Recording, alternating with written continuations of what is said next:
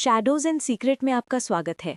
आज हम आपको एक ऐसे शहर की दास्तान सुनाने जा रहे हैं जिसकी मौजूदगी को लेकर सदियों से बहस होती रही है। एक रहस्यमय शहर जो कभी अचानक गायब हो गया और जिसकी खोज आज भी जारी है। बहुत समय पहले भारत के उत्तरी हिस्से के घने जंगलों के बीच एक प्राचीन नगर था। कहा जाता है कि ये शहर स्वर्ण और रत्नों से सजा हुआ था। यहाँ की गलियों में अद्भुत स्थापत्य और दुर्लभ विज्ञान का ज्ञान था। लोग मानते थे कि शहर को देवताओं का आशीर्वाद प्राप्त था। किंवदंतियों के अनुसार ये शहर एक रात में अचानक गायब हो गया, मानो धरती ने उसे निगल लिया हो। कई खोजकर्ताओं ने इसे ढूंढने की कोशिश की। ब्रिटिश काल में एक अंग्रेज अफसर ने अपने जर्नल में लिखा कि उसने जंगल के भीतर सुनहरी दीवारों की झलक देखी थी, लेकिन जैसे ही वो पास गया, दीवारें धुंध में गायब हो गईं। ग्रामीणों का दावा था कि पूर्णिमा की रातों में जंगल के बीच से घंटियों की आवाजें आती हैं। एक आधुनिक खोजकर्ता अर्जुन ने इस रहस्य को सुलझाने का बीड़ा उठाया। अर्जुन एक पुराना नक्शा लेकर निकल पड़ा जो पीढ़ियों से उसके परिवार में था।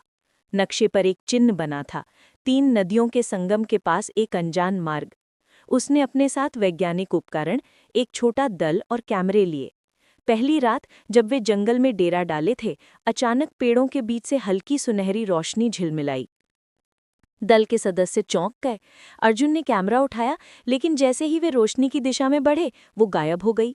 अगले दिन उन्होंने नक्शे का पीछा करते हुए एक प्राचीन पत्थर के दरवाजे का पता लगाया, जो बेलों से ढका हुआ था।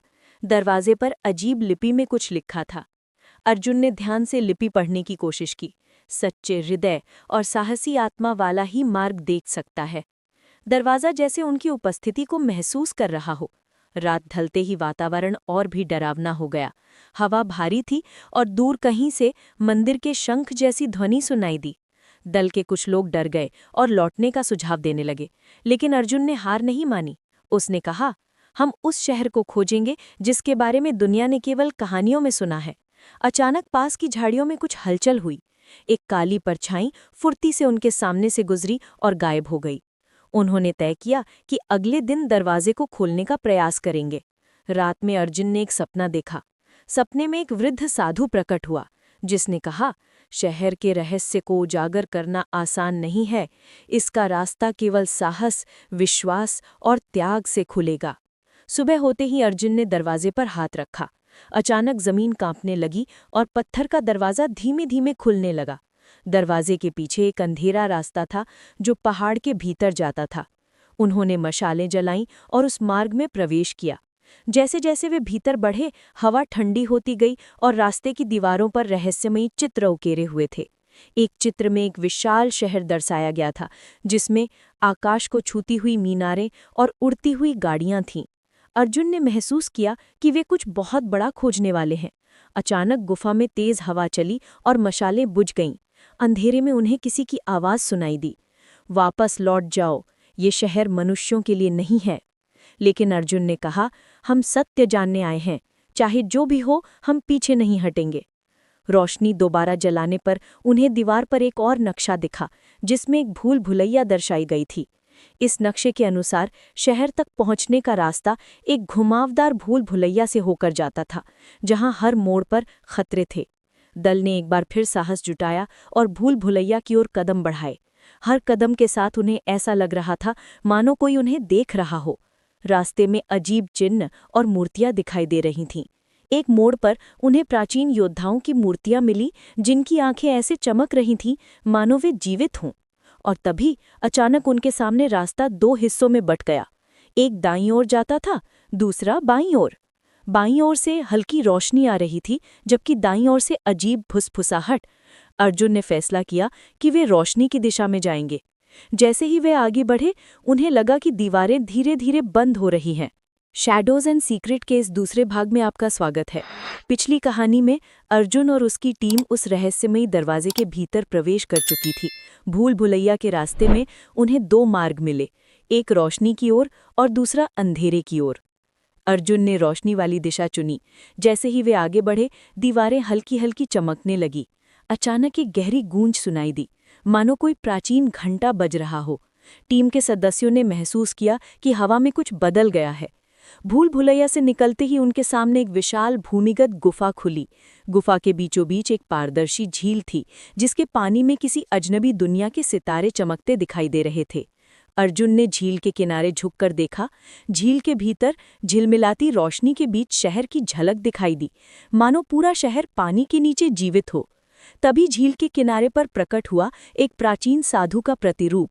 वो बोला, तुम्हारे साहस ने तुम्हें यहाँ तक पहुँचाया है, लेकिन शहर का रहस्य जानना बलिदान मांगता है। अर्जुन ने साहस से कहा, हम सत्य जानने आए हैं। साधु ने झील की ओर इशारा किया। झील का पानी धीरे धीरे घूमने लगा और बीचों बीच एक गोल द्वार प्रकट हुआ। उस द्वार के पार उन्होंने देखा एक सुनहरा शहर, जिसकी मीनारें आसमान छू रही थीं और सड़कों पर रहस्यमयी ऊर्जा बह रही थी। वे झील के भीतर उस द्वार से गुजरे। जैसे ही वे उस शहर में पहुंचे, समय जैसे ठहर गया। हवा अलग महसूस हो रही थी, हल्की लेकिन शक्तिशाली। शहर के हर कोने में ऊर्जा का प्रवाह था, लेकिन वहां कोई मनुष्य नहीं था। सड़कें वीरान थीं, इमारतें सुरक्षित थीं, जैसे लोग बस कुछ समय के लिए बाहर गए हों।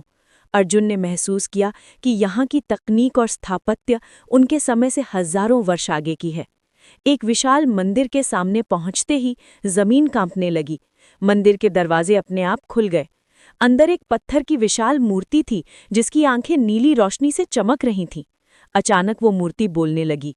ये शहर देवताओं और मनुष्यों का मिलन स्थल था, लेकिन मनुष्य के अहंकार ने इसे नष्ट कर दिया। हमने इसे समय के बाहर छिपा दिया ताकि ये फिर से गलत हाथों में ना जाए। अर्जुन और उसकी टीम स्तब्ध रह गई। मूर्ति ने कहा, तुम्हारा समय यहाँ सीमित है।